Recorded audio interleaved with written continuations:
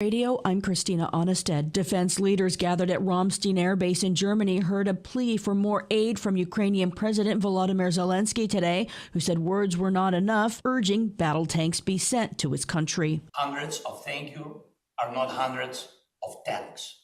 All of us can use thousands of words in discussions, but I cannot put words instead of guns that are needed against Russian artillery, or instead of the anti-aircraft missile that are needed to protect people from Russian airstrikes. Germany faces pressure to provide tanks to Ukraine. U.S. Defense Secretary Lloyd Austin announced a $2.5 billion aid package that includes Stryker armored vehicles for the first time, as fighting is expected to intensify this spring, he warns. This is a crucial moment.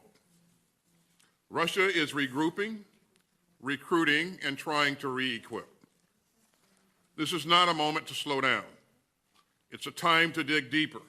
So we're providing 59 more Bradleys, 90 Strykers, 53 MRAPs, and 350 up-armored Humvees. So make no mistake, we will support Ukraine's self-defense for as long as it takes. Russia's claiming its forces have captured a village in an intense and months-long push towards the eastern Ukrainian city of Bakhmut, calling it a liberation in the southern part of the city. Military analysts say tanks that may be sent by Kiev's Western allies won't be a magic wand, as Russia's war in Ukraine nears a one-year anniversary next month. More than 1 million people went on strike and protested in the streets of France yesterday, opposing President Emmanuel Macron's plan to raise the retirement age by 2 years from 62 to 64. French unions announced another strike and protest January 31st. France says the plan is needed to keep the pension system financially viable, but unions say it threatens hard-fought worker rights. Thousands of protesters in Peru demanded the ouster of President Dina Boluarte at the nation's capital, clashing with police who fired tear gas yesterday.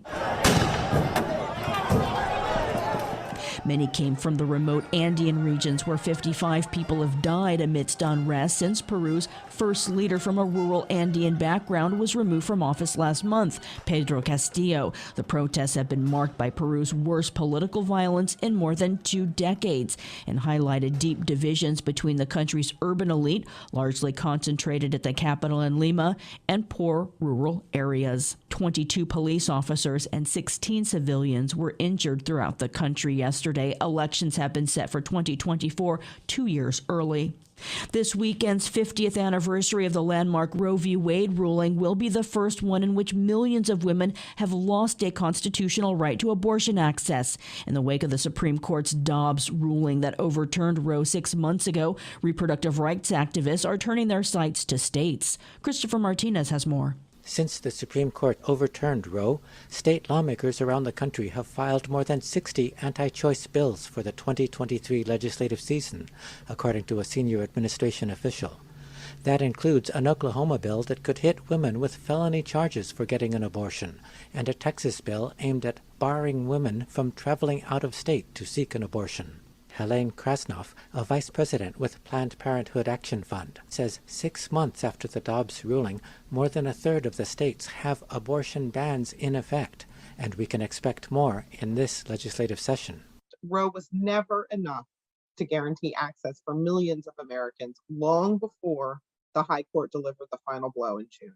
For decades, anti-abortion politicians worked to chip away at this constitutional right. In the coming days, Vice President Kamala Harris will travel to Florida to talk about the Roe anniversary and reproductive rights, and President Joe Biden will sign a proclamation commemorating the anniversary.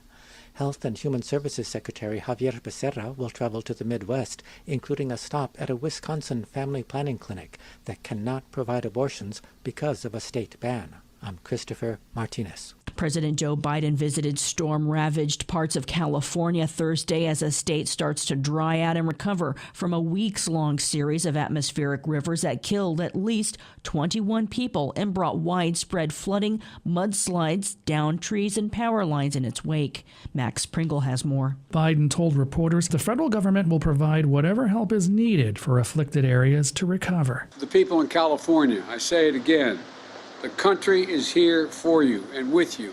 We are not leaving till things are built back and built back better than they were before.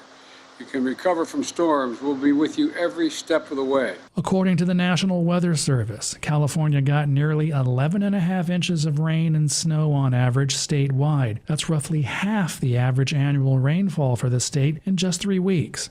President Biden said climate change is playing a role in recent extreme weather events. Extreme weather caused by climate change means stronger and more frequent storms, more intense droughts, longer wildfire seasons, all of which threaten communities across California. He said infrastructure burned away in fires or washed away in floods has to be rebuilt in more resilient ways, and the federal government is investing billions in that. I'm Max Pringle. Google says it's laying off 12,000 workers, becoming the latest tech company to trim staff as the economic boom the industry rode during the COVID-19 pandemic wanes.